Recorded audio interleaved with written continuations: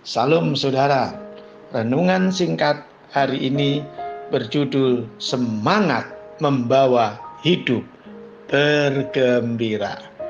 Amsal 17 ayat 22 berkata, hati yang gembira adalah obat yang manjur, tetapi semangat yang patah keringkan tulang.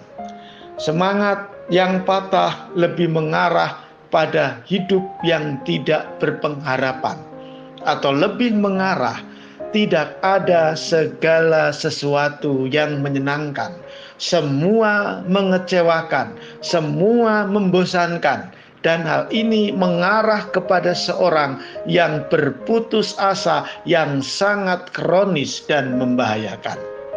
Semangat membuat setiap orang punya gairah untuk dapat melakukan segala sesuatu. Semangat selalu membuat setiap orang optimis dan mengalahkan pesimis. Semangat membuat setiap orang dapat berpikir secara positif dan mengalahkan pemikiran yang negatif. Semangat selalu mengalahkan kekecewaan dan membangkitkan pengharapan. Semangat yang patah keringkan tulang. Dapat digambarkan apa jadinya kalau tubuh kita tanpa cairan. Ketika sendi-sendi dalam tubuh kita mulai bergerak, pasti akan menimbulkan rasa sakit. Kita bayangkan antara tulang dengan tulang bersentuhan tanpa ada cairan dalam tubuh kita, tentu sakit sekali. Oleh karena itu, maksud ayat ini, semangat yang patah keringkan tulang membuat kita tidak berdaya, berdiam diri, dan tidak dapat berbuat apa-apa. Wajah adalah gambaran suasana hati. Kalau hati sedih, wajah pun kelihatan sedih. Kalau hati hancur, wajah pun kelihatan lesu. Kalau hati emosi, wajah pun kelihatan seram sekali.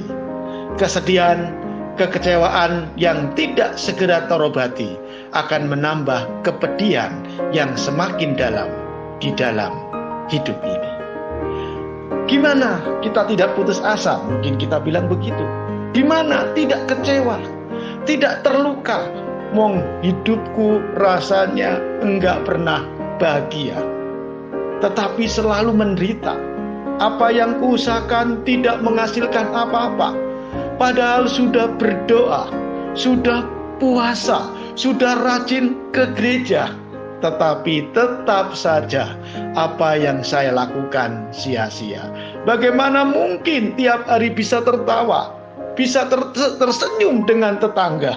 Masih untung kalau tidak dirawat di rumah sakit jiwa. Itu dulu saudara, sebelum Kristus tinggal di dalam hati kita.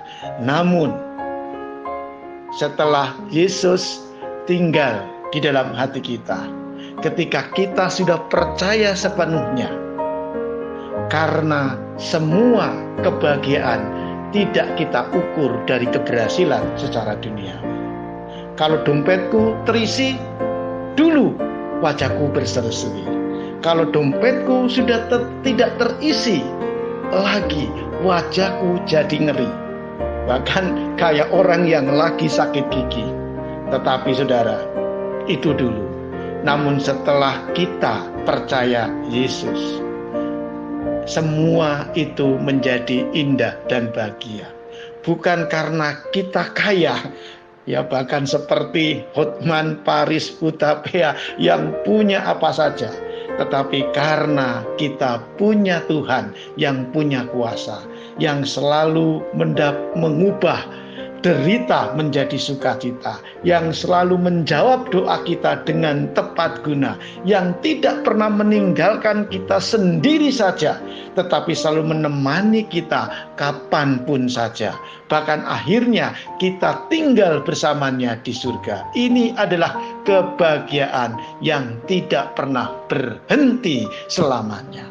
Oleh karena itu saudara, dalam hidup ini kita harus selalu bersemangat, karena Tuhan Yesus ada di dalam diri kita. Selama Yesus kita jadikan Tuhan, selama Yesus kita jadikan Allah dalam hidup kita, ada selalu sukacita dan pengharapan. Matius 11 ayat 28 sampai 30 berkata, "Marilah kepadaku semua orang yang letih lesu dan berbeban berat, aku akan memberikan kelegaan kepadamu. Pikulah kuk yang kupasang dan belajarlah padaku, karena aku lemah lembut dan rendah hati, dan jiwaku akan mendapatkan ketenangan. Sebab kuk yang kupasang itu enak dan bebanku ringan." Haleluya. Tuhan memberkati kita semua. Amin.